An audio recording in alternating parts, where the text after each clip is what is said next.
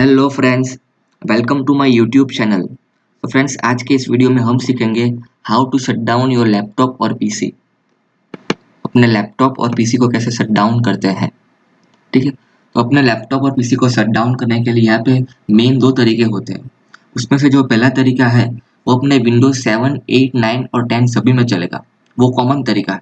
ठीक है, तो वो तरीका कौन सा है? अपने पीसी में जाओ, यहाँ पे स्टार्ट मेनू में क्लिक करो।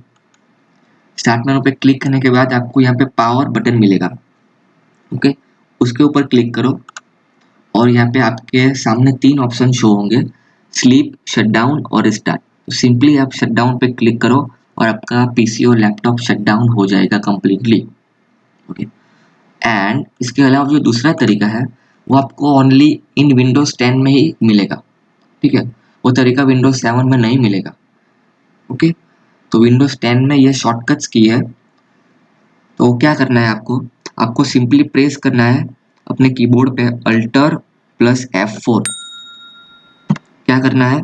अल्टर और F4। ठीक है, तो यहाँ पे आ जाएगा शटडाउन का। और इसके अलावा भी ऑप्शन है आपके पास, switch user, sign out, sleep, shutdown और स्टार्ट।